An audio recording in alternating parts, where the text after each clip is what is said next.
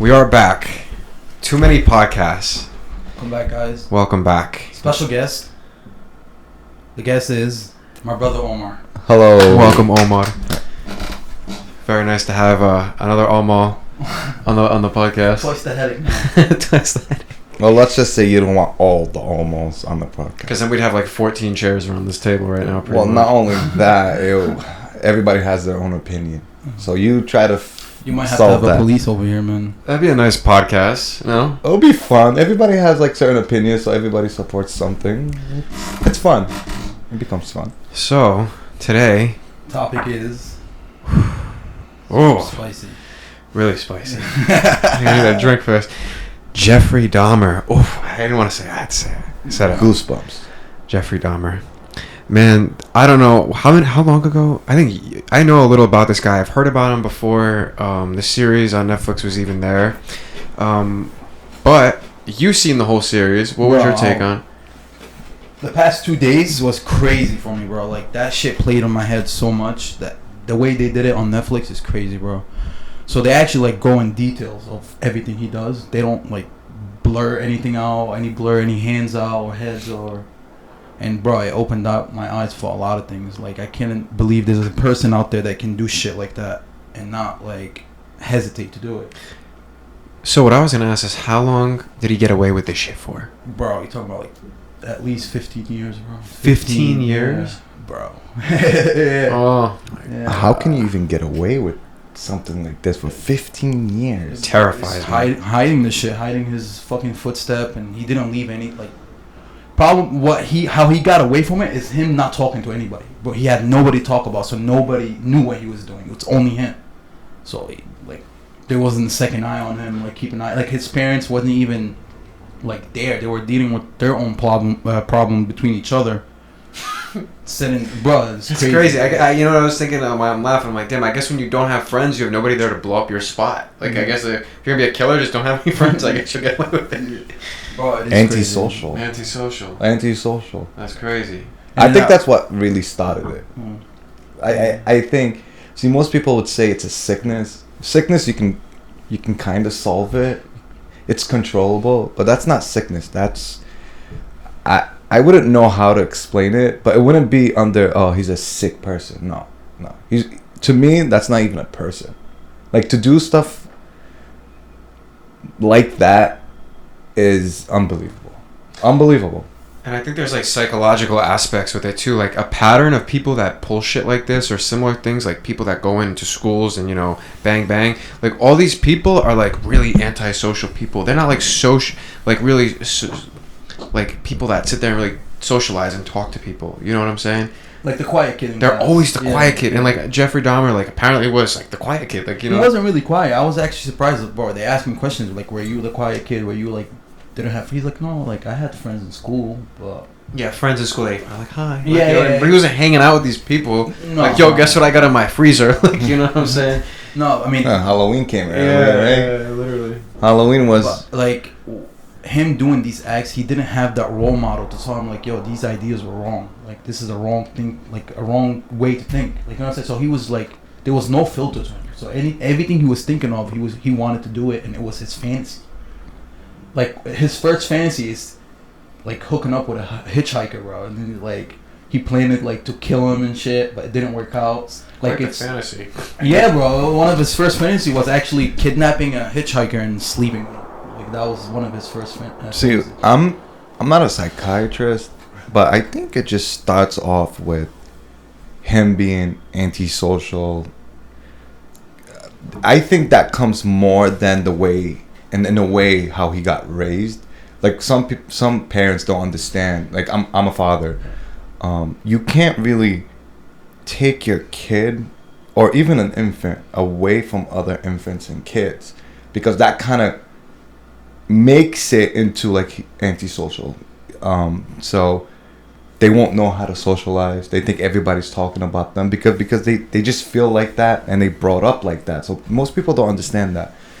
And also, me personally, when you actually sit down and you actually go into deep details, don't look at what he did and how long he got away for it and when did he start when I see something like this, what caused it? I look at the facts. Like, why did he turn out to be like this? Like, what happened? Now, even with normal people, with the people that like are, let's say, I'm not gonna say sick. Like, they're all up there in their head. Their parents raised them as, like, for example, two of them, like the mother and the father, they're both working. Nobody's with the kid. Yeah. You know, they grow up to be without no parents. They always had a babysitter. That babysitter could be a good babysitter that actually might teach them a word or two. And some of them actually don't care. They just want to get paid. So that kind of grows up into that child. Molds the kid. Yeah. And you kind of, it's like a seed. I mean, a childhood is every person's foundation. So if you got a childhood like that, you're gonna grow up all fucked up. Exactly. Like, you know what I mean? Exactly. Maybe not to the extent of Jeffrey Dahmer, but like, you know, to some extent, or maybe like, you know, you got more likely of shit like that actually happening. Like, you know what I'm saying? Well, when they say he had friends, okay, let's say, okay, his friends, like my brother said, like, he wasn't antisocial. He probably had a few friends that, like you said, hey, hi, how are you? And then that's it.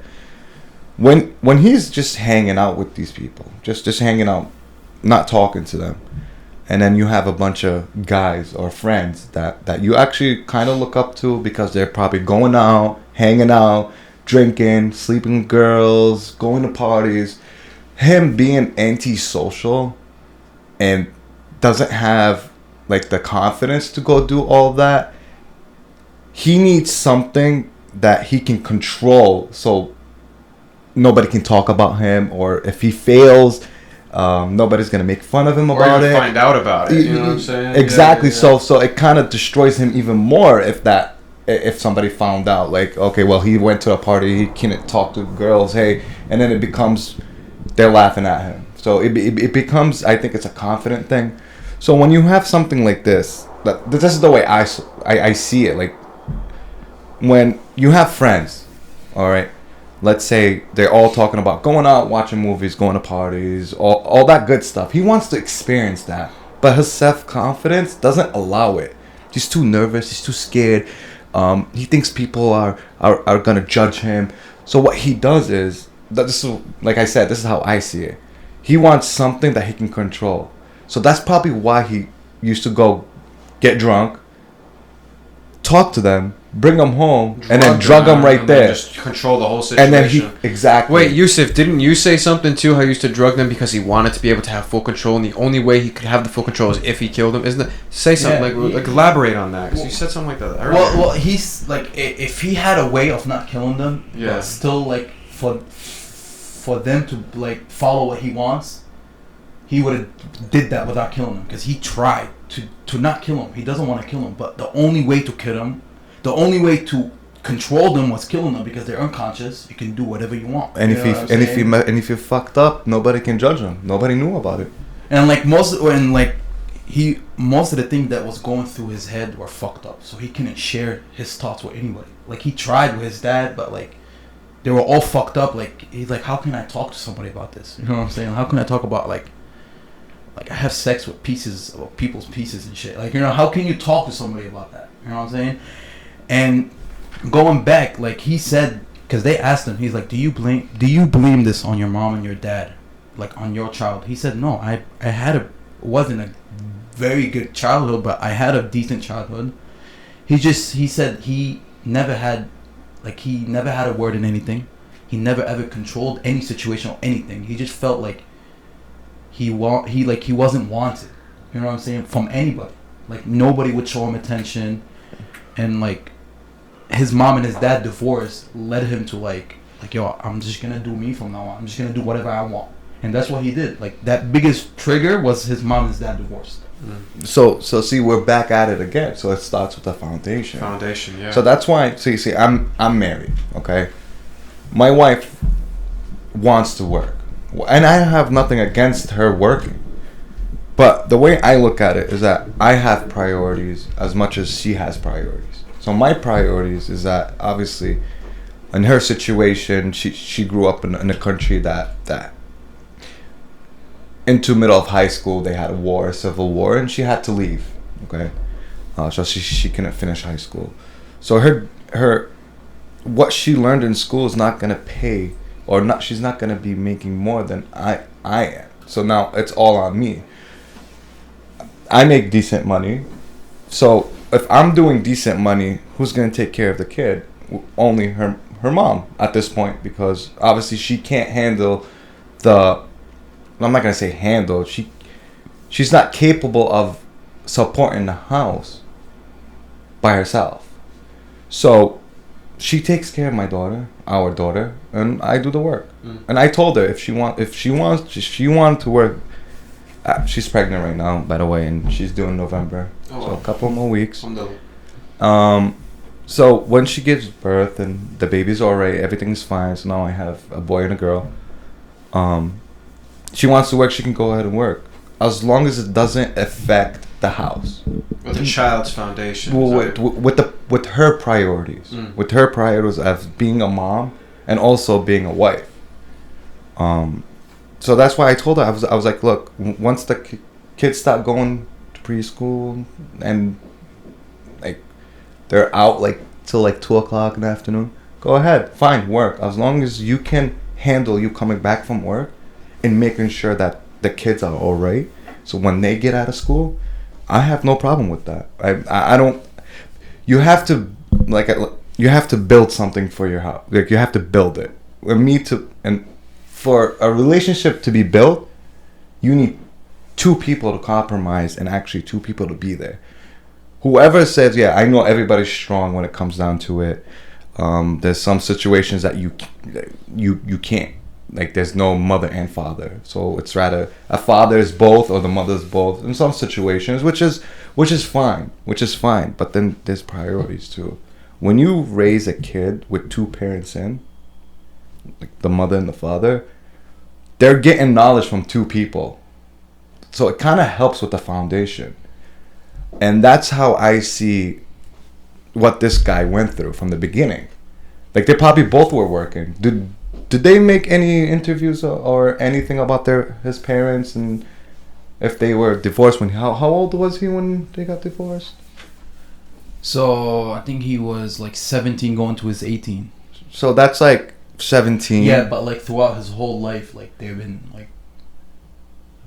like actions between his mom and his dad, like slapping, beating him up and all that. So he already had a hostile but you can't blame that on that. You can't blame that on, because bro, there's a lot of kids out there who had shitty ass parents and look where they are. But they don't have organs and shit in their freezer. It just he didn't have that role model to tell him, yo, this is a good idea and this is a wrong idea. This is the good way to think. This is a wrong way. Of course, but there's also there's levels to this shit where like I'm not gonna stick my hand in a fire because it's gonna fucking burn. But like there shouldn't be like something that have to click in your head like, oh, let me not kill this person, mutilate them, cut them, like do things to their body and stick them in the freezer. Like you shouldn't need somebody to tell you that's wrong. Like it's fucking common sense. Bro, it's common sense with some people. Like okay, religion stops us from doing so many bad stuff, right? He didn't have a religion. The shit he did was unheard of, unspeakable. He didn't even have a religion to follow, first of all. So there's no filter of him. Like, oh, I can't do this, it's wrong. He didn't even believe in anything. How did he know what's right and wrong? Like, yeah, he believed, like, whatever he was doing, it was wrong, but it was keeping him happy. You know what I'm saying? He wanted to follow his happiness because, like, he wasn't happy throughout his childhood, and, like, him dealing with his mom and dad, like, he said it did not fuck me up. I can't blame those. I can't blame what I did on them. I did this because I did it. It's not. They did a whole interview, him and his dad, live, right on. So, but you think that like while he was doing it, that nothing popped off in his head like this is wrong? No, he did say he was wrong. But what I'm saying is like he was way too deep into it. So he was like, it was his cigarette. It was his nicotine. It was his addiction. Bro, it was like he couldn't even get like excited over, like he was like they show scenes in the series of like he was trying to like get hard on a Playboy magazine and he couldn't, and he had to think of like human flesh to fucking come, bro. Like it just that becomes I'm not gonna say sick again. That becomes abnormal. There is something wrong, and like they wanted to make like studies on his brain. I was just gonna say they should study his fucking brain. His dad didn't agree. His mother agrees. So the court order decided to destroy the brain. So they destroyed it, and nothing happened. Brain should have been destroyed while he was alive. Yeah, but once like even though if they have the brain and they want to like see it and we'll do experiments on it, like, what is that gonna get? Like, it's gonna get nothing. Well, first of all, they do, like, his dad wrote a whole book. During that, he wrote a whole book about. It's about it's something about it's called something father, where he explaining, like, he had like something like his son Jeffrey. He was his thing that he liked was explosive. He was like, and he explained, like, he had this sickness about being obsessed with explosive. Like, he likes to make bombs, and like he fixed himself, I guess, and he got help and all that. And he was like, I wish I knew my son was going through this shit. I would have helped. I would have definitely did a lot. And he's like, no matter what happened, I'm still loving my son, and I'm gonna be there. He was there for him the whole time. He would visit him once a month when he was in jail. But he does say, like, I should have paid more attention to my son. You know, yeah, pay attention to your kids. I feel like that's another moral. And like he was working. He was a scientist. His mom was like technically following her dream. Like, his mom wasn't a mother. Her mom was like wanted to do what she wanted to do. Like, she would tell him, like, put the family aside. Like, I'm gonna do what I want to and do. like, bro, from 17 to 18, Jeffrey spent 4 months in the house by himself. His mom left. His dad had to move to a hotel because they were going through divorce. He can't be at the house. So Jeffrey left, that's what, like, he was alone in the house for 4 months. You know what I'm saying? No adult, nothing. And he was just thinking, getting drunk every night. Just thinking. That comes back to the foundation. Half of it, you can't blame the parents, bro. I always blame the parents. You can't blame I always blame the parents. Because he had 3 other brothers that were normal. Yeah, but Yeah, what was the so. Situations between them? Like, what did they get? I think if you were to go through his brother's freezers, you probably see like Tostinos, pizza rolls. But then Jeffrey Dahmer's freezer, you see heads and shit. So you know what I'm saying? Like, I feel like, you know, they probably had the same foundation, unless there was like an equivalent amount of like effort and energy given to kids. Like, maybe for all we know, and I don't know too much about the other brothers or siblings.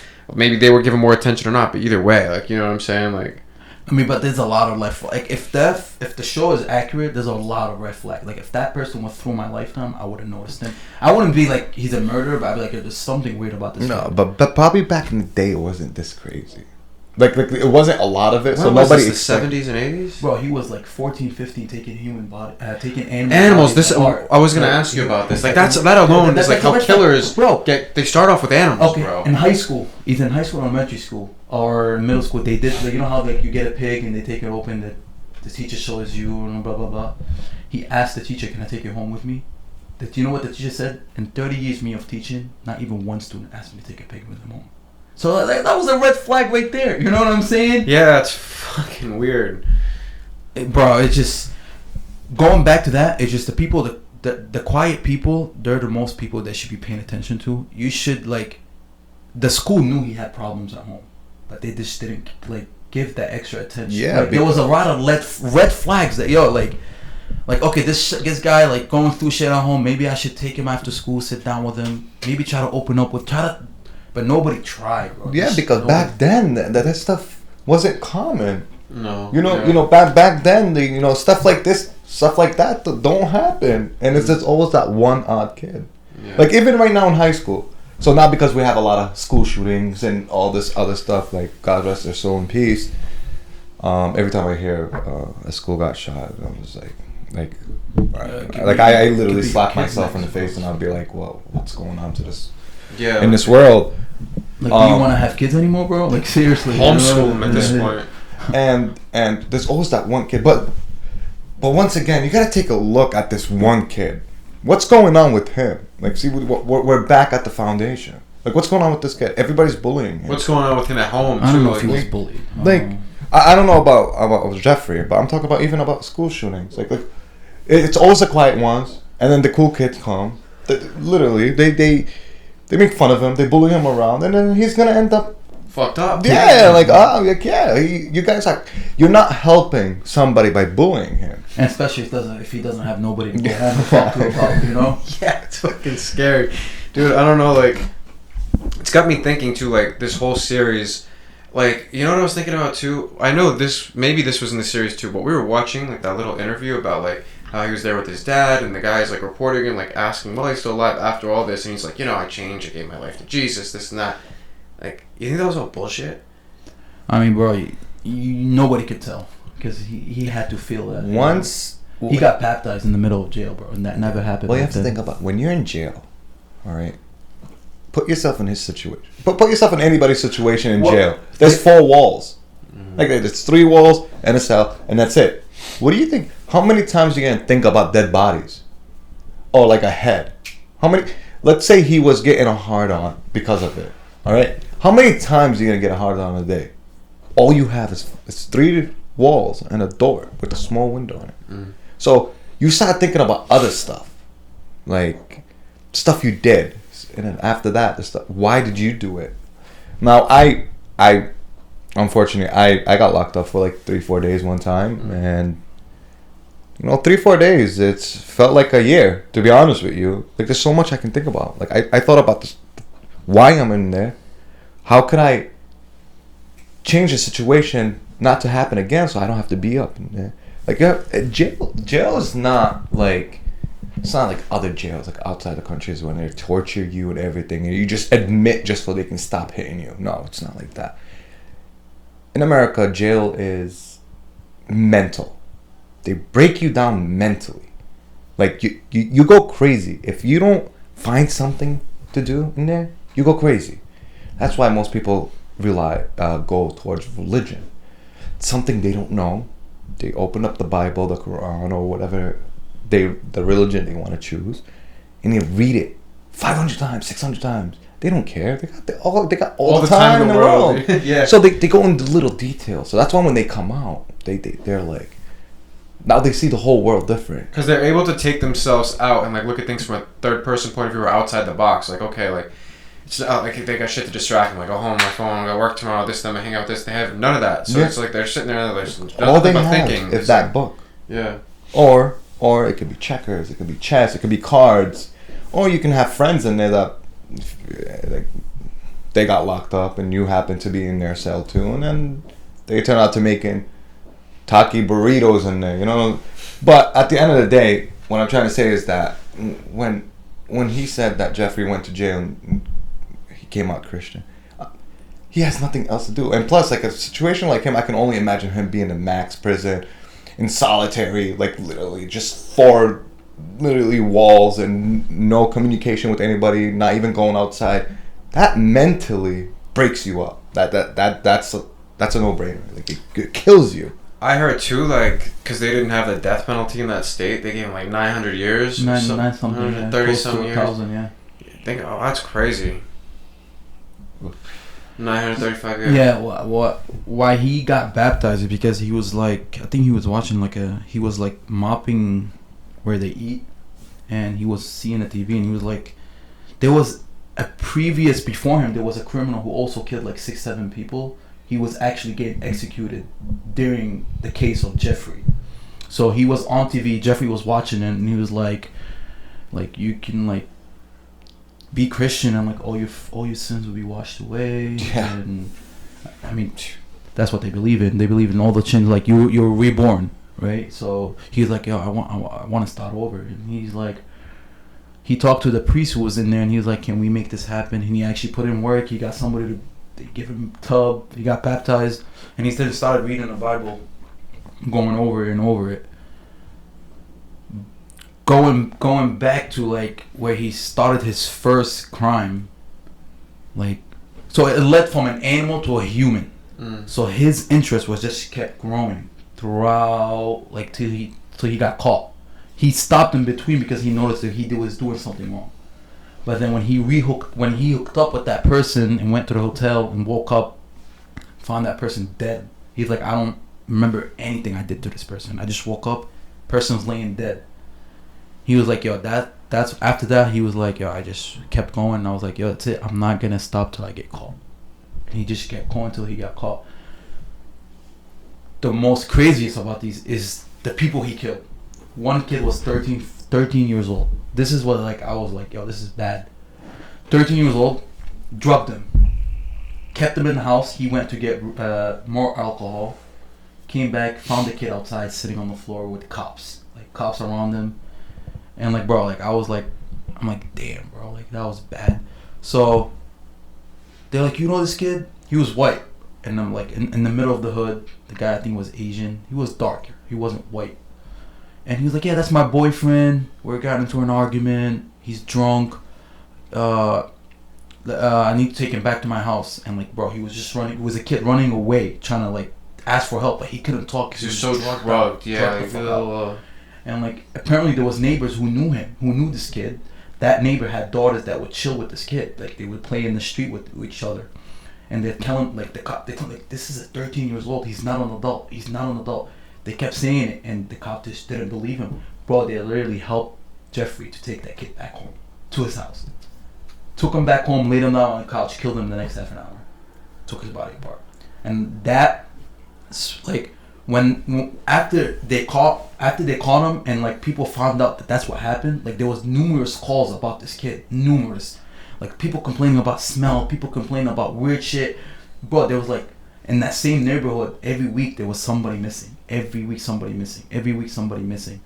So that started a whole different, it wasn't even about killing anymore, like the killing that Jeffrey did. It's about the police not even doing their jobs. Doing like they got called numbers of time, and they just didn't pay attention. Like one of the time when he brought the kid in the house in Jeffrey's house, there was a dead body laying in his bedroom, like right next to him. Like all the cop had to do was like this to see the dead body.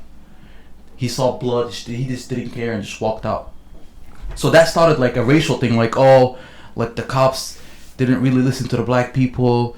Like they could have saved so many lives, and they just didn't give that. So they started riots, people going off like this is a black thing. What year was this in too? You know? It was like from 1978 to 1991.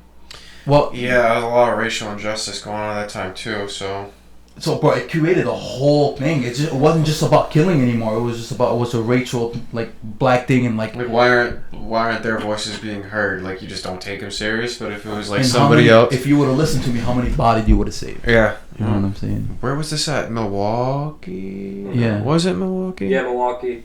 Milwaukee. Yeah. By the way, guys, that's Nico. Hey, what's up, Nico? Nice to meet you.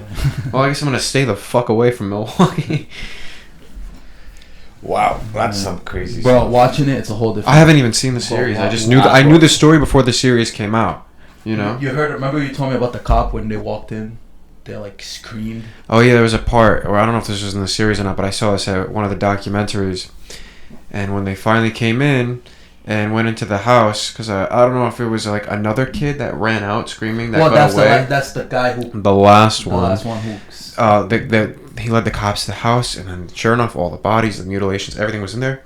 One of the cops opened up a freezer and said he saw like a head or a body part in there, and then he heard a scream coming from the freezer, and then he said later on he realized it was him who was screaming. Think about that.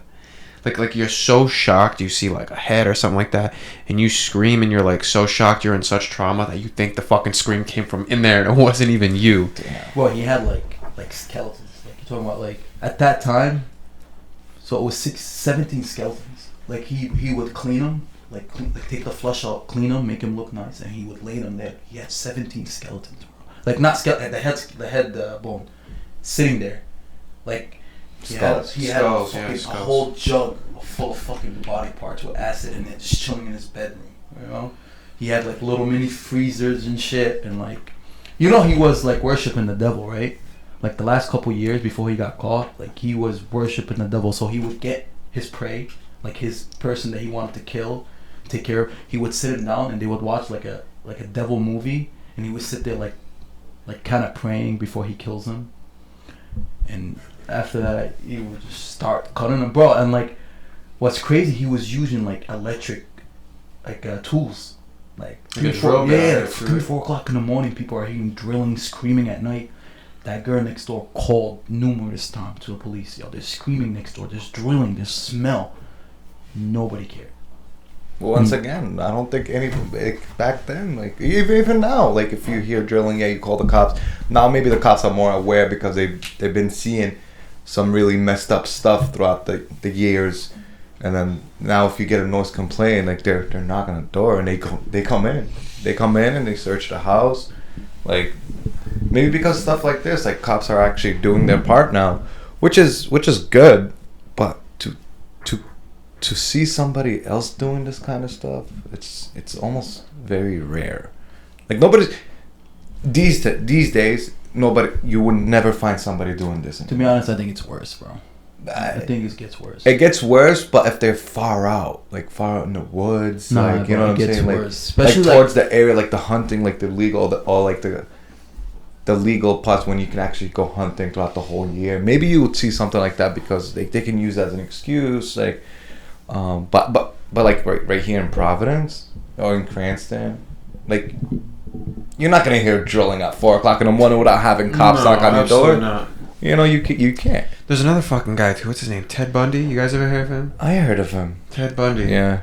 Damn, he was something. He was like up there. Anytime you hear Jeffrey Dahmer, Ted Bundy's like up there with him. This guy, I think I heard he was a lawyer or some shit like that. He was a lawyer, guy, right? bro. Chubby guy? No, he wasn't chubby. This guy was a fucking lawyer. Think about that. Just killing people. He knows the law. But anyway, sure didn't abide by it too well. But anyway, like he did a lot of sick shit too. Like, you know what I'm saying? Like, I'm sure maybe Netflix will be like, oh, you know, this Jeffrey Dahmer shit sold pretty well. What's the Ted Bundy? Let's put that shit on there. People will listen to it because now people, like, this is like the #1 Netflix thing in like so long. So like, but you know, back then people make him as a hero. They were making like Superman, like not Superman, like superheroes. Like they had. I mean, in the show they showed like there was a cartoon book that Jeffrey versus Jesus. Like, bro, people would send him letters to jail, ask him to sign something, or like they would send him money to write back. Like some people took him as like a model, and I was like, yo, he no bullshit, bro. I'm like, bro, people like sending him notes and like sending him money. He's like, oh, I'll send you $5 every time you write me back, and she would send him $5 every time he wrote back to her. got a full-time job in prison. Yeah, look at that. So baby, you guys money for 900 years, right? That would have been a lot of money. Also, all 900 years. Kept them alive. In the movie, all the like the families of the victims were like, yo, we should get this profit from whatever he's doing, because they did mad interviews with him. They did a lot. He's like, yo, we should get that profit. He shouldn't get that profit. If my kids ever got killed like that, they'd be lucky I don't go to jail myself and just to kill them, you know? I don't want the profit. What if the profit gonna do to me? But it's not. But how they looked at it, as like, yo, he's making money. Why the fuck should he get it? And he's getting like glory and fame of yeah, being so a fucking sadistic fuck. Why should he get the money? I think they said the family should get it. How did he die again? I heard some guy like came into his cell and was like, I am the so-and-so of like the Lord, I'm the wrath of the Lord or something like that, and got a pipe and just cracked him. He killed him he killed him the way how he killed the first person. He killed the first person with a crowbar. And that's how he killed him with a crowbar. How do you even get a crowbar into jail? They believe they had a gym in there, but they people believe, probably turned their backs too. Like some people believe like it was set up from inside the jail. Of course. Honestly, if I was a guard there, and I knew that shit in the movies, that's what happened. In the show, they showed it like the police. They got him together and they just left, just let him do his thing. Yeah. Should have took some time off that guy's sentencing. But even him being in jail, it's not enough. He wanted to die. No, like he wanted the death penalty. He said it. Of course. He was. Of course he did. That's the easy way out. He thought he was. It is an easy way out. He thought he was gonna be the reason why the death penalty is gonna be back into that state, but they didn't bring it back. They just gave him like over 900 years. And then he's outside mopping. Yeah. Like what kind of jail sentence is that? Like if you were, it's like he's getting community service instead. If you did that in other countries, I don't know what specific countries, but if you did that, they would have took you out and like slow in the middle of the street. No, not even that. They'll pull your nails out. They'll pull tooth by straight tooth. Torture, yeah. Like they'll do some stuff that you wish you were dead. Yeah. They're not gonna kill you. Somebody like that should not be killed or be locked up. Tortured. This guy should be tortured. Like they should have at least burned a cigarette in his body once a day. Like at least, you know what I'm saying? Like some crazy Jeffrey, stuff. it's 4:30, man. Yeah, but who are we though to judge him? what I'm saying? I'm not judging anybody. I'm not judging. All I'm saying is I think we can all agree it's pretty fucking sick what he did. But he is gonna pay his price, bro. And it's Yeah, gonna be he is way worse than what we can do to him. You know Yeah, what I'm saying? yeah. So it's like, Sure, but that's still like I mean, you have to do like you can't lock him a up. lot of parents want him dead. Like Of course when they that want him happened, dead. A lot of they want him dead, but It's crazy. It's crazy. Oh man, I can't even imagine. I'll tell you a story though that I saw. This happened in my hometown, well, close to my hometown. I'm Lebanese. I grew up. I was born in America, and then when I turned 7. I went to Lebanon, and then I did all high school over there. I think Yusuf was probably like 2 years old when this is going on. One guy, child molester, molested a little kid.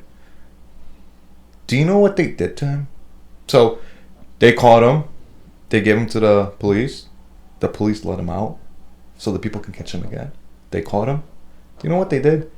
They tied him to like these metal hooks that they hook cows with, like at the slaughterhouses, and they tied him to a motorcycle. Oof. And they dragged him on the motorcycle, hooked, all around the area, in front of the house that he raped that little boy at. So they turned, and after like his body was just like there's no more skin, they hung him from his throat up here on the electric pole, left him there for like 2 weeks, just dripping. yeah, they set an example. They just dripping. All his body parts just falling. You know And what nobody picked him up. Nobody did anything. You know what they would have done if it wasn't here? They stuck him in jail for like 10 years. And then that's it. And well, not even that. And then he comes out Yo, with a you know- card saying that he's a pedophile. You know what's Yeah. crazy That's it. about Jeffrey, bro? He was an actually sex offender, like before. And they let him out, right? Yeah, of course. he Yeah, was- he was of a course. like- It just fucking drives Like me nuts. they were talking about, like, if the cop looked him up when that 13-year-old ran away, if the cop just ran his name, he would have been like, yo, like they would have saw like he molested a little kid before. So they're like, it's a lack on everybody, bro. Lack on of the system. Yeah, lack on him, lack on the parent. It's everybody. Yeah. It is everybody. But it's his opinion. Like, he did it. He chose to do that way. Like I said, he wasn't in a fucked up childhood. He was not. He wasn't like he was witnessing fucking murders every day, bro. Something happened that triggered him. That's the way I see it. Nobody comes out of their mom and be like, hey, I'm gonna rape dead bodies or chop out heads. Nobody comes out like that. Nobody's born like that, like a monster. Nobody's born like that. Something triggered that. My situation, I started smoking when I was 13 years old. Do you know how I started smoking? Believe it or not, my mom and dad always raised us as, hey, cigarettes are bad, drugs are bad, alcohol is bad. Okay. They went into an argument. They were gonna divorce. I was like, I swear to God, like I remember it. Like I wasn't that young. I still remember it. I was with one of my best friends, and I was like, hey, my parents are arguing. Like I don't like that. I'm 13 years old. I'm like, they taught me smoking is bad. All right, well, you know something? I want to smoke. So in Lebanon, you can go any age, go into a store, you buy a pack of cigarettes. Nobody cares. So I went, grabbed a pack of cigarettes, and started smoking. Since that day till now, I'm 31 years old and I smoke. But that triggered it. But nicotine is different. So you punish yourself for somebody else's bullshit. I'm 13. Well, you're 13. You're 13. You're seeing two adults that you look up to are arguing and fighting all the time. That No, I'm not saying it's mentally healthy takes- for kids. Of course not. That It's not. It's that gonna fuck up the kid. mentally takes a part of you. Yeah. Like anything. Another story. Me and my friend, we were walking. Somebody threw himself from the 9th floor, right on the car. Boom, done, dead, right in front of us, right in front of our eyes. This happened. It happened. And since that day, every time I see a tall building, I just always look up before I go under it, and when I come out of it. You know what I'm saying? Like PTSD, because you're like, who the fuck's flying down from the... Because it mentally messed me up. Yeah, of course. But I'm not like. Nobody sees that. It's like, okay, I'm gonna continue my day. Like that'd be, you need to see fucking. It's like talk to somebody after seeing that shit. One time, another story. I'm just trying to tell you, like, this stuff that's happening to me. It's just because the stuff that I go through right now. I'm not like mentally sick or anything. No, it's just I take cautious now of certain things because I went through a lot. Like one time, in Lebanon, there's families. Okay, so they're big families. It's one family, and live on one street. The other family lives on the second street, and it's like that. So the same people always live in the same street, so they kind of like own the street. And one time, two families had a fight. They both had guns and weapons, and they started shooting at each other. 2 blocks away to fight. Wow. And they were shooting each other. So me and my best friend, we hid under a school bus, and one of them came out of like the sewage line. I don't know how this happened. All you see is the sewage line because we're laying flat on our stomach under the school bus, and just a sewage cap came out. Somebody pushed it out. Came with the B7 and started spraying everybody. Sprayed everybody. We were dead eyes. Like we can see him. He was just spraying everybody. Now when I hear gunshots, I know what a gunshot is now. And now when I walk, like there's one of those next to my house right now. I literally try to move it, see if that opens up. I'm not sick.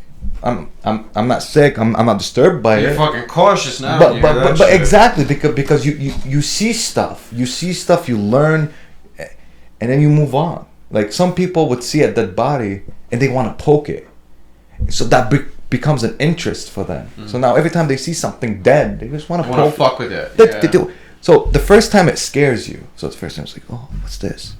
What's this? You go like that. The next time you see it, it didn't bite you, it didn't hurt you. So now you're just gonna be like, oh, what's in here? And then more curious and curious you get. And me personally thinking that it started off, I think, with the foundation, with his parents. It probably wasn't that bad, but to him it probably was. And then after that, maybe he got drunk and then he went to the bar, found somebody, brought him home. Maybe he was so pissed off about something or aggravated.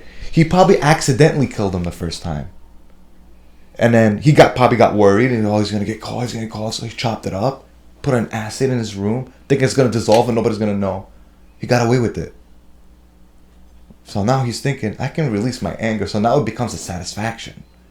It was a satisfaction. So now it becomes a satisfaction of like, hey, I can get away with this. I got away with it first time, so he does it the second time.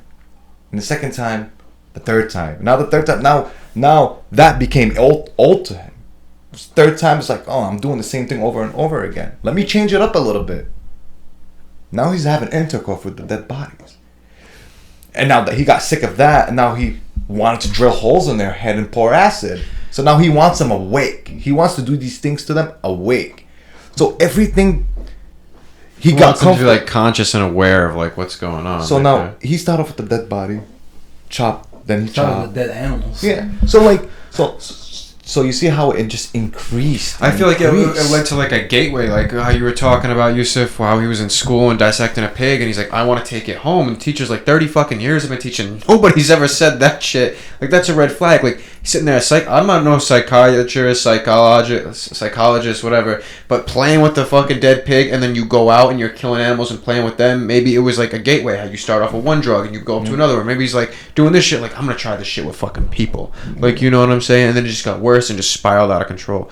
But you know, it starts off like that. It's like you, if you go to a shooting range, you shoot a pistol 5, 6 times, 7 times. You want something bigger. I want a shotgun. I want an AR.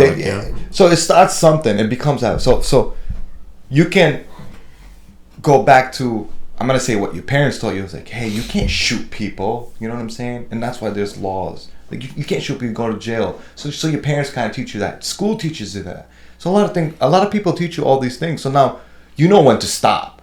You know you have to stop right there. Okay, so you're gonna start with animals. So now after you go hunting, and then after hunting, now you go to like Africa and you start shooting wild animals. But some people stop at that. Some people stop. Okay, I got my satisfaction. So they look for something else. So that's what I do. So motorcycle, for example, a motorcycle. I have a Yamaha R3. It's a 300cc. Okay, I can max it out at 130. I maxed it out at 130 on Jamestown Bridge. I want something faster. I can't. It's like adrenaline. It's yeah, like you want more. It's a drug. So and I want an R6. I maxed out the R6 at like 180. 180 on 95. 180. You gotta watch out, Omar. What do you? But you see but I'm not hurting anybody. Yeah. You know what I'm saying? If anything, I'm doing that for myself. I'm hurting myself. But the point of the story is that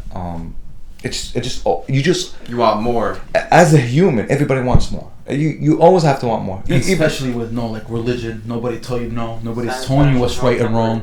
Yeah, it's only temporary.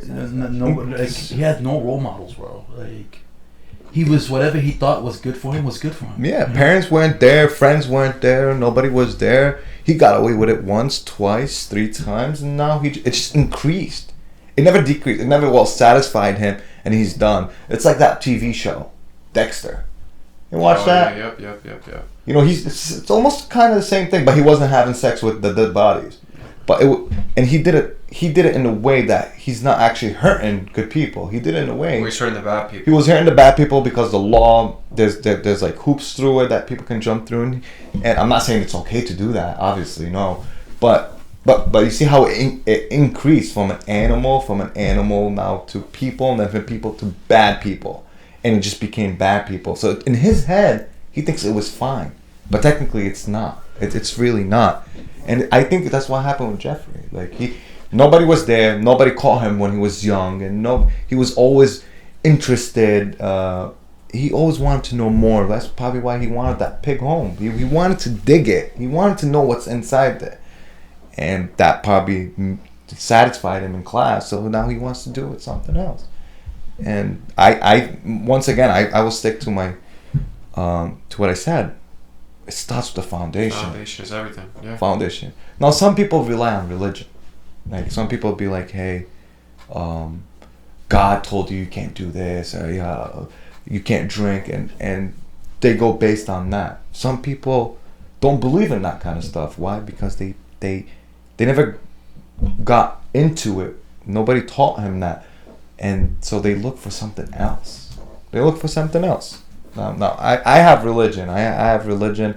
Some people have goals in their life, like becoming rich, marrying a girl, having a family. So everybody have goals. With me, I have a goal during life and after life. So that's why I rely on 2 things. Support my family. I don't want to be rich. I want to support my family. You want to be comfortable, yeah. Yeah, I want to support my family. I know if I die, my wife, my kids can live to become a better person than I am. And then what makes me move on towards that goal is religion. So I call that hope. So it's basically gold and a hope. That's the way I see it. Other people don't. And most people that are messed up in their head, or people that do these kind of stuff, or school shootings, they don't have none of that. None of it.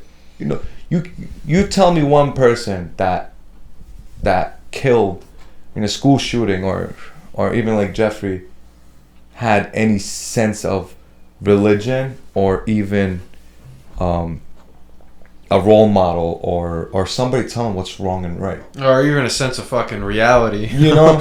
Yeah. Like, so it's crazy. Yeah. It's crazy. It's And what's also out there plays a big part, bro. Like, from video games to music, like that plays a huge part. I mean, I like music and I listen to like rap and I play GTA. You go Yeah, out blasting people. like, I'm not gonna go on the street. Fucking. I mean, well, but like robbing. Yeah. For my kid who's 7, 8, 9, 10, who's playing these games, who's listening to music, bro, like these people are millionaires talking about something bad. You know what I'm saying? I talked to somebody about Jeffrey's thing, and he believes it's the system. He believes like they show all these bad things to these kids and expect them not to do it. You know what I'm saying? Look, if I was bullied if I was bullied in my childhood, and I had no confidence and nobody being there or anything like that, you know, I wouldn't say I would do the same thing of Jeffrey, but I would have done some messed up stuff. Yeah. Like I probably I wouldn't kill, but I would definitely hurt somebody. You know, like the line is the line. There's so much a person can take. You know, there's so much a person can take, but then he gets to that one thing, and then out of nowhere, boom, it's going on a rampage, and it happens. It happens to me sometimes, but I won't go on a rampage. Like a year and a half, I go without arguing, without fighting with anybody, and then out of nowhere, I'm in a street fight. There's so much a person can handle until they explode. But we know how to control it more. I know how to control it more. And I know what's right and what's wrong. I got raised in a religious house. And I got raised with a mom and a dad. My dad was a little bit strict on me. My mom was a little bit loose on me. And so it kind of balanced it out. So I know the right and wrongs. And sometimes I decide to do the wrongs. But I know when to stop my wrongs. Other people don't have that. And then I think that's what the people... that's what people are. That's what triggers them. I think honestly, that's what. Even with rich people, like with rich families, how did they become rich back in? Well, some people just fucking inherited it. Other people just fucking busted their ass for it. Or that both parents are doctors, or both parents are engineers, or one is a doctor, one is an engineer. They have to be on their phone and out of the country and out of the state and not with their kids. And those are the people who tends to become drug addicts, alcoholics. They have money with no responsibilities and they just throw it. And nobody's there to help them. And that's why I always stick to my point. It's always the foundation. It's always the parents. Always. So, you... Gotta give your kids attention and make sure you pay attention to it. Gotta give them attention and pay attention to it. Exactly. Let them do mistakes and teach them their mistakes and and let them fall. Teach them why they fell. But when nobody's there, he think him getting up by using one leg is right. He's gonna end up doing it, and it's the same thing. It's the same thing with killing, shooting, and all this other crap that's going on. The parents. It's always the parents. And what pisses me off the most is that they don't regret it until it happens. Oh, I wish I was there for my kid. Well, both of you needed a wake-up call, so look what happened. You know, or that guy, that kid that shot up the school. How did he get into his father's AR? He left it unlocked. You know what I'm saying? Why would you leave it unlocked? Why? Like, you know what I'm saying? Like, there's stuff that you have to prevent, and there's stuff you have to teach your kids. Now, don't get me wrong. If my daughter and my son, when they turn 18, I'm going to teach them how to handle a gun. I'm going to teach them how to handle an AR. I'm going to tell them what's right and what's wrong. These stuff, you have to teach your kids, but at the same time, there's a limit for it. Hey, it's not okay to shoot somebody. It's not okay. But somebody comes into your house and they're trying to threaten you. It's okay to shoot them. That's the way I would raise my kids. Honestly. Because one day, you never know who's going to come in your house and you're sleeping and your kid's sitting in the basement. You hear a footstep and then a gunshot. What do you think they're going to do? You know, that's the way I see it. And I think Jeffrey, I'm not going to say he was innocent. No, but I think he should have never went that far, obviously. But I blame his parents. Like, even his... like Yusuf said. His father said that, I wish I paid attention to it. Well, there you go. Maybe if he did pay attention, he was around. But even if you were a perfect father, even if you were 100% a good father, and your parents and your son did that, you would still say, like, I wish I was there for him. Even though you were there for him. You know what I'm saying? If you raise the kid or your son properly, I don't think this stuff like this would ever happen. But it will, because the environment you in, the people who you chill with, well, like, I never... Yeah, but then the parents teach their kid who to hang out with. Hey, this guy does drugs. It's not our type of thing. For teenagers, do they listen to their friends or they listen to their mom and dad? No, come on. You know what I'm saying? Yeah, but that's peer pressure. But you're pre-pressuring a kid now. You know, like, yes, he's going to listen to his friends. Okay, that's true. But then who's there Who's there? The teachers. The teachers report to the parents. The parents take consideration, and they teach their kid, hey, you're not supposed to do this. You're not supposed to do that. It's the environment, bro. If you tell a kid to, if I'm a dad and I tell my son don't do this, and he goes outside and it's fine for him to do it, bro, who like? Then why doesn't everybody go school shooting? Since if their friends are telling them it's okay, why don't they? I mean, no, I don't hear. Because they were raised different. It's not that, bro. A person. It could be out of anger, bro. When you're angry, you don't fucking. Yeah. Listen, I'm gonna be honest. My parents never pulled me aside and said, "Hey, don't shoot up a school." Like, you know what I'm saying? Like, there's like levels to this shit. Like we said, like there's common sense and whatnot. I think it just goes to a point where it's like, number one, your parents, like that's obvious. Like, you know what I'm saying? Your parents shouldn't have to fucking tell you, "Hey, don't go shoot up." Like, you know what I'm saying? But I guess when you isolate yourself and you don't have any friends and you like you start like you're in your own head, you have no friends, you have no one to talk to, maybe your parents don't give a fuck about you, and you're getting picked on, and you're just like, fuck this, I got nothing to lose. Like, you know what I mean? Like, I mean, I don't know, but yeah, but your parents taught you what's right and wrong. They didn't tell you, no, don't go shoot, but did they tell you maybe taking a life is against his religion? Did they teach you that? It doesn't mean you have to go shoot somebody. You know, they were there to teach you something. It could be holding a gun. It doesn't have to be shooting. It could be holding a gun. No, that's not us. No, that's wrong. Guns kill people. Technically, guns don't kill people. People kill people. Yeah. People kill people. You don't put a gun on the table and tell them to shoot, and it shoots. You know, it just doesn't work like that. But your parents taught you what's right and what's wrong. You go into life on a road. What comes out of that road, how you handle it, is how you continue that journey. Of course, yeah. So you got a mentor.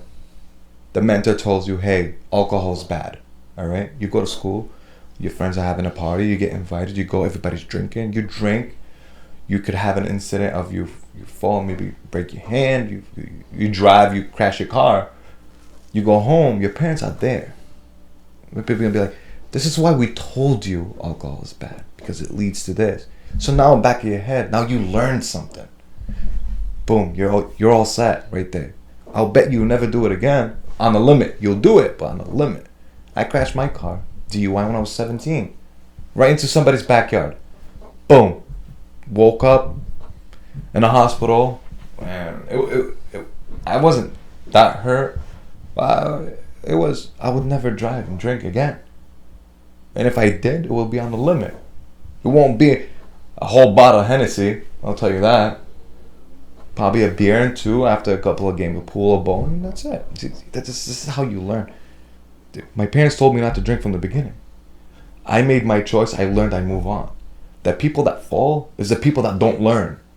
How they gonna learn is nobody's telling them what's right and wrong. And that's the way I see it. You always need that one person. One person.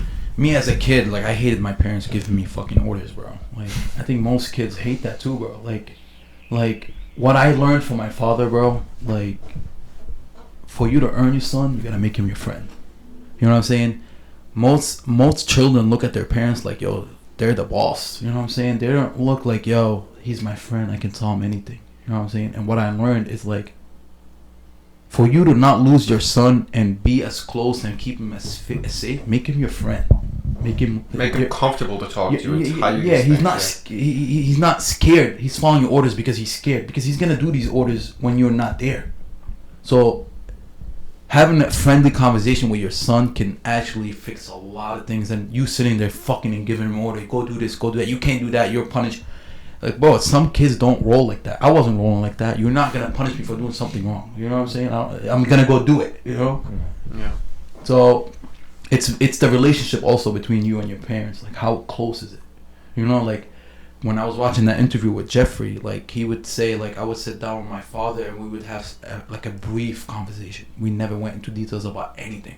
Like he never told his dad that he was into guys. You know what I'm saying?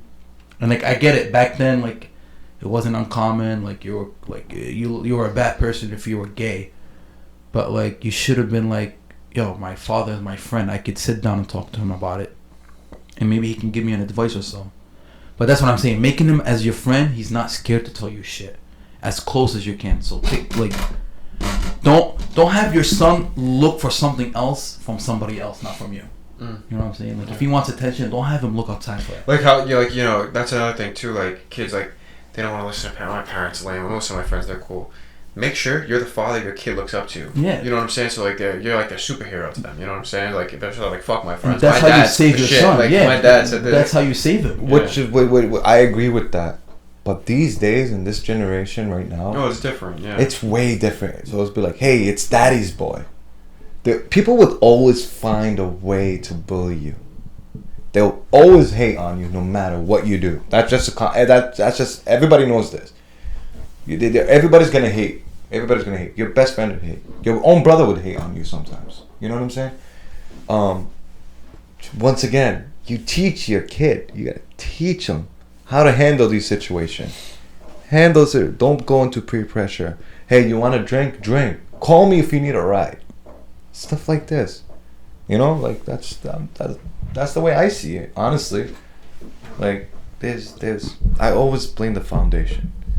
I blame my life on foundation, but I was old enough when my mom and dad divorced. I was 17. And I was already mature, so I already had those two parents around. And then my dad was so strict. Like even my younger brothers, when they were 3 and 4, they got raised strict like I did. So now they're actually a little bit. They're better. They make better decisions, but they still need that a little bit of push. Yeah. And I'm the cool brother. I'm the one who did it all. You know, like I drank. I'm not gonna say I smoked weed. I never liked weed. I maybe tried it 2 times, and that's because I couldn't tell the difference between a cigarette and a blunt. Young, dumb, going out, hanging out, getting drunk.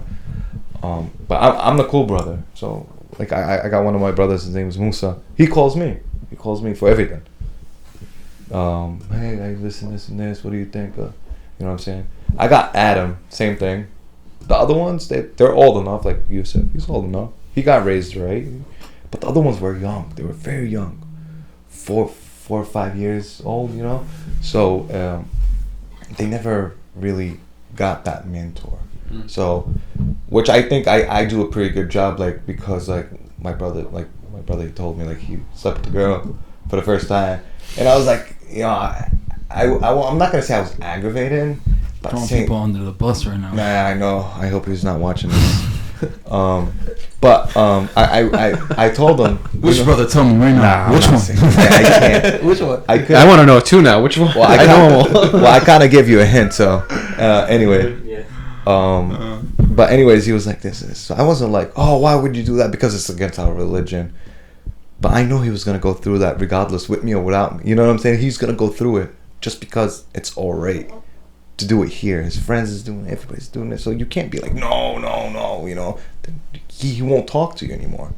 So I was like, oh, okay, yeah, she hot, yeah. I was like, yo, bro, you gotta watch out. You know, if you do that again, just make sure you just go to CVS, buy a condom. You know what I'm saying? Like, and you're watching too many podcasts. I told him like, just make sure you get a condom. Just because, God forbid, if you don't want to ruin your life because of this one girl. You know what I'm saying? If she gets pregnant, what happens to you? And then I had that serious talk with him. Like, what do you think would happen right now? Put yourself right now that your girl. Well, you're not your girl. That girl you slept with. All right. That maybe half the football team slept with too.